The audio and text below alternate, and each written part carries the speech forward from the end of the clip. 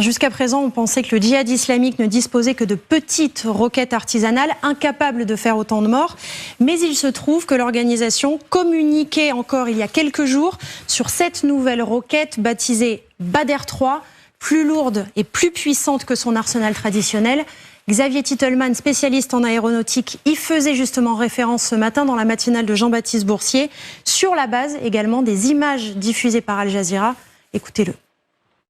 Il y a un gros missile, plus gros que les missiles Al-Qassem, qui part de la bande de Gaza, qui est intercepté, en tout cas qui explose en vol. Ce qu'on vient de voir. Et là, ce qu'on voit ici, c'est les deux explosions. Et donc, a priori, les deux explosions pourraient correspondre d'une part à la tête militaire, par exemple d'un missile Badr 3, qui est beaucoup plus lourd et qui pourrait correspondre ici.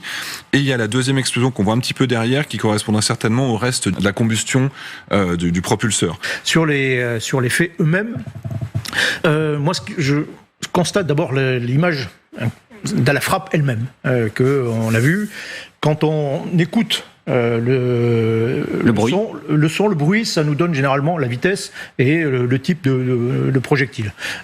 C'est pas un obus, ça aurait pu. Les Israéliens sont à portée de tir d'artillerie de la zone. C'est pas un obus qui fait des sons beaucoup plus stridents. C'est pas un missile supersonique comme on a pu le voir par exemple en Ukraine, qui est beaucoup plus rapide et qu'on entend vraiment à peine juste avant l'impact. Donc c'est un objet entre les deux. Ça ressemble à une roquette. C'est roquette ou ce qu'on appelle les JDAM, enfin les bombes guidées qui sont lancées par l'aviation israélienne. À ce détail près que les bombes guidées ne sont pas propulsées, elles sont planantes, mais font du frottement dans l'air quand même, font un sifflement, alors que les roquettes sont encore propulsées. Mais là-dessus, alors je sais que Xavier, lui, il dit voilà, moi j'ai entendu un bruit de propulsion. Bon, c'est pas forcément évident. Mais moi, ce qui me frappe, c'est dans l'explosion elle-même. D'abord, c'est une explosion qui est pas énormément, enfin c'est pas très puissante en réalité. Il n'y a pas eu de crevasse, il n'y a pas eu de trous, de cratères importants, donc il n'y a pas eu ce que font systématiquement les bombes israéliennes. Moi, ce qui me frappe surtout, c'est les flammes. Ça, c'est un indice qu'il y a du carburant. Il y a du carburant dans le projectile. Voilà, exactement. Il y a le carburant qui s'est enflammé tout de suite, qui a explosé, qui s'est enflammé. Est-ce que ça nous renseigne sur la nature du projectile ? Parce que ça, c'est une roquette. C'est une roquette. Oui, mécaniquement, c'est une roquette. Est-ce que Israël utilise des roquettes de ce type-là ? Non. Non, pas du tout. Non, c'est pas possible. Il y a la quasi-totalité des munitions qu'elle utilise sont des bombes guidées, des bombes planantes. C'est un peu comme une enquête policière où on avance pas après pas.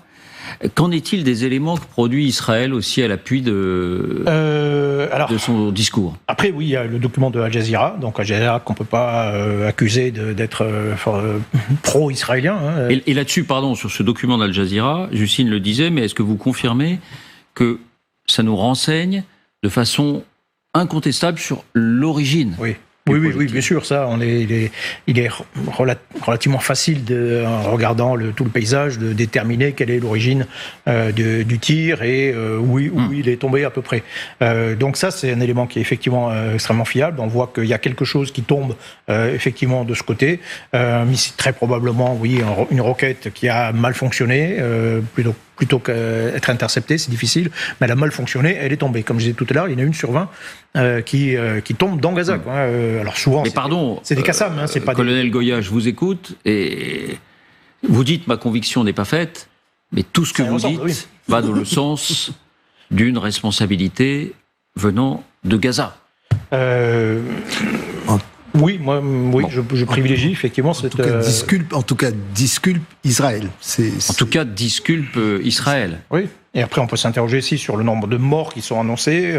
Quand on voit les dégâts, c'est pas et quand on se réfère, par exemple, à d'autres massacres à Bagdad en 2016, par exemple, ou à Mogadiscio, il y en a eu plusieurs.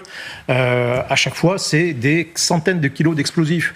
Il faut pour faire des centaines de morts. Alors là, il y a une conjonction terrible. Effectivement, il y a un projectile qui tombe, qui explose au milieu de voitures. Ça projette des milliers d'éclats un peu partout dans une foule qui doit être sur place. Donc ça, évidemment, ça a été terrible, c'est absolument effroyable et il doit y avoir des centaines de tués et blessés. On n'en parle pas. C'est une tragédie, mais c'est une tragédie absolue. Mais quant au bilan précis, je pense que ce n'est pas possible d'avoir matériellement 500 morts dans une frappe comme ça, quoi.